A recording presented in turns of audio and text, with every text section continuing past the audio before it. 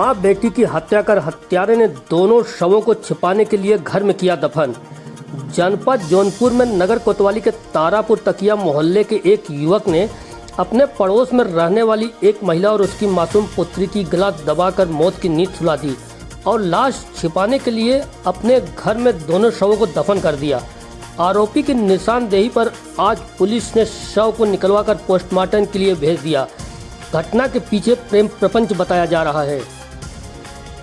नगर कोतवाली थाना क्षेत्र के तारापुर तकिया मोहल्ले के निवासी महाशर की पत्नी अनीशा और उसकी पुत्री बीते 10 मार्च से अचानक लापता हो गए। काफ़ी खोजबीन के बाद दोनों का पता नहीं चला तो महाशर ने 16 मार्च को कोतवाली में रिपोर्ट दर्ज कराया।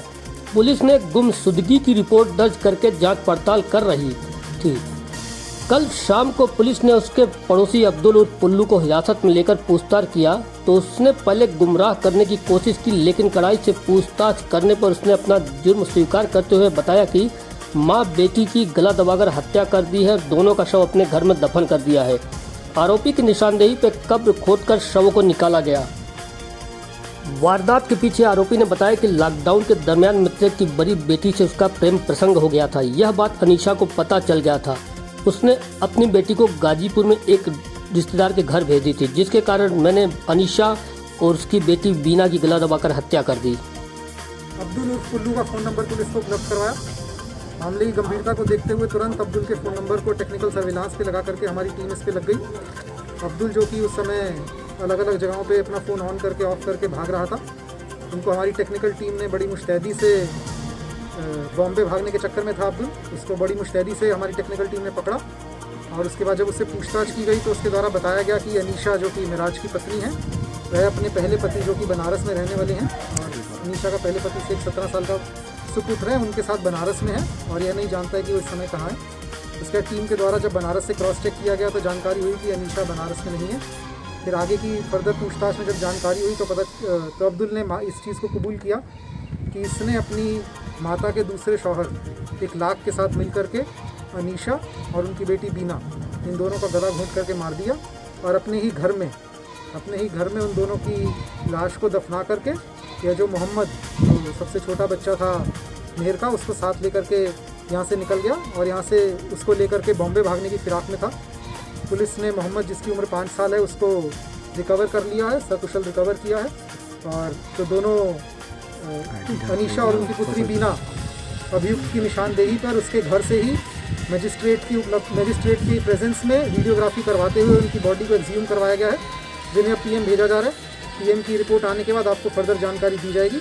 और हमारी जो इनके पति ने 23 तारीख को थाने पर सूचना दी थी जिस पर अभियोग पंजीकृत किया था, उसको उपयुक्त धाराओं में तरमीम करके आगे की विवेचना चल रही है। जो भी प्रगति होगी आप लोगों को अवगत करवाएंगे। अभी तक जो पूछताछ में अभियुक्त द्वारा बताया गया है, उसके द्वारा बताया गया है कि मिराज की पुत्री मुस्कान से अभियुक्त की लॉकडाउन के समय दोस्ती हुई थी, जिसके साथ अब्दुल मिलना चाहता था और इसी की जानकारी उसकी माताश्री को ना हो जाए, इस संबंध में उसको लगा कि वह मुस्कान के साथ जल्दी से यहाँ से निकल जाए। मुस्कान अभी यहाँ पे नहीं आई है, मैं अपनी मौसी के पास है, एक बार वो आ जाएंगी तो उनसे बात करके आपको फर्दर आगे बताया जाएगा। 16 तारीख को भी एक तहरीर पड़ी थी इसी संदर्भ में 16 को तहरीर पड़ी थी और हत्या कब हुई है सर? ये अभी पोस्टमार्टम में टाइम सीज डेथ पूछा जाएगा। जो हमको अब तक अभियुक्त ने बताया गया है, जो मिराज ने 23 तारीख को हमको तहरीर दी थी, उसमें उनके द्वारा बताया गया था कि 10 तारीख को उनकी पत्नी घर से भाग गई हैं और फ़ोन पे उनकी पत्नी का फ़ोन चल रहा है, जिसमें जब वो फ़ोन कर रहे हैं तो पुल्लू से बात हो रही है और उनके द्वारा बताया गया कि शुरुआत में अपनी रिश्तेदारी में वे अपनी पत्नी को ढूंढ रहे थे और जब पत्नी नहीं मिली है तब वो हमारे पास आए हैं।